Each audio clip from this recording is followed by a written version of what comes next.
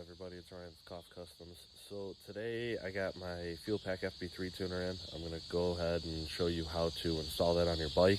I have a 2019 Road Glide, so this is the install on the touring models. You're going to want to go ahead and install this. You don't have to use my way. You can do it however you want, but this is what you need to do. And then just follow the directions, pick your base map, and then go ahead and do your auto tune. So I'm going to show you how to install it, and we'll go from there.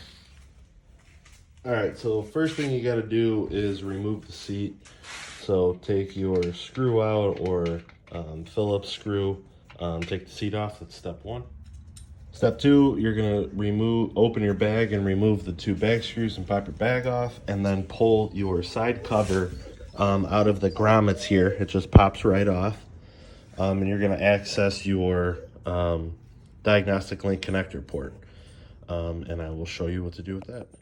So you're going to want to pull the rubber cap off and go ahead and plug in your fuel pack until it clicks, and I will show you how to mount it and get it to stick up in here. So what I did is I just routed my battery tender port right here into the little holder. I have this plugged in for the tuner, so there's no need for the rubber grommet because the tuner is sealing the connector off here. So that's plugged in. I just routed this back and set the FP3 here. It's not going to move or jiggle or anything like that. It's pretty set in there.